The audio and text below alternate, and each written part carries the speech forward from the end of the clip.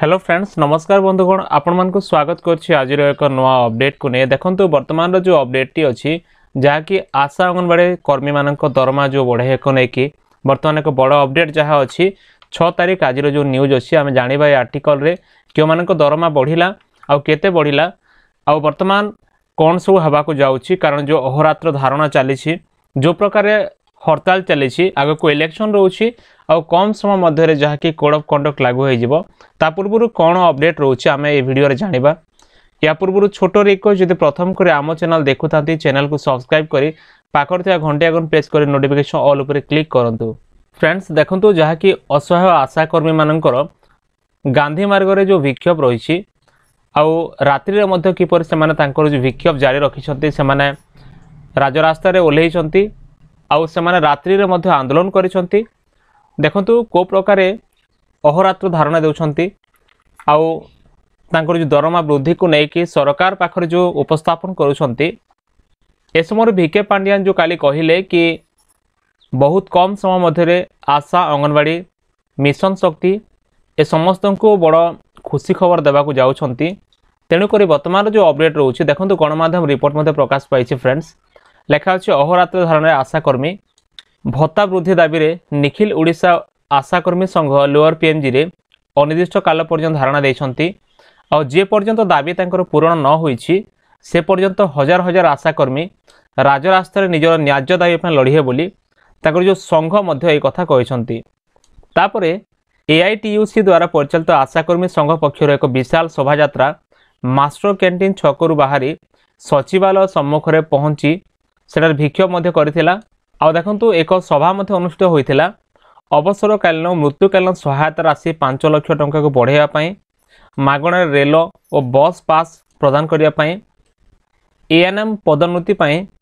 कोटा धार्य आदि दाबी को पूरण न हेले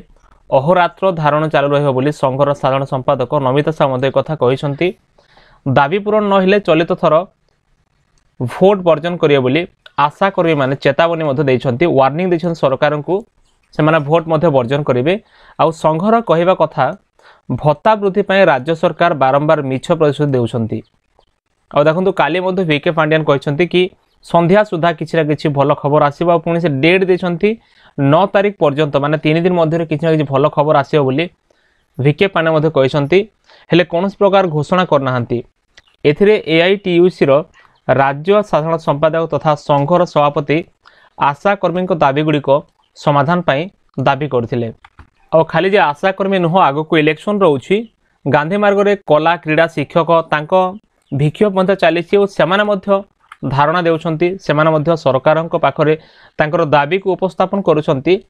आपण जानिथिबे ओस्टा 29 दिन रे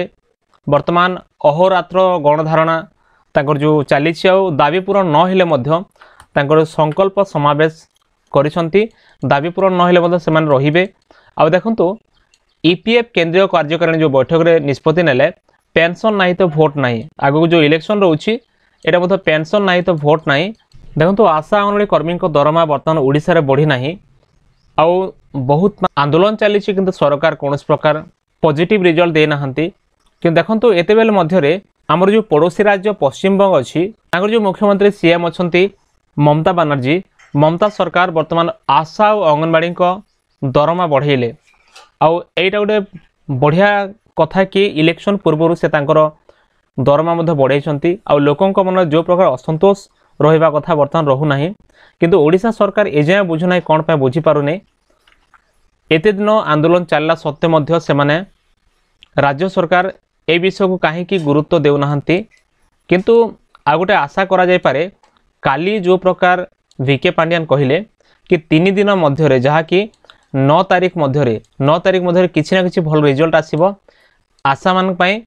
आशा अंगनवाड़ी एसएचजी बैंक मित्र सीआरपीएमबी के गाँ साथी प्रत्येक किसी ना किसी भल रिजल्ट आसीबो काहे ना कोड ऑफ कंडक्ट पूर्व ही ए सब विषय रे से माने चिंता करिवे आ जहा किछि भी अपडेट आसीबो हम आपनको वीडियो माध्यम रे जणाइबो फ्रेंड्स एतला वर्तमान रो अपडेट जदि वीडियो भल लागे वीडियो को लाइक करंतु चैनल को सब्सक्राइब करंतु सांग मान को शेयर करंतु एमती लेटेस्ट अपडेट पे निश्चय टेलीग्राम और व्हाट्सएप ग्रुप रे जॉइन करंतु देखा नेक्स्ट वीडियो रे धन्यवाद।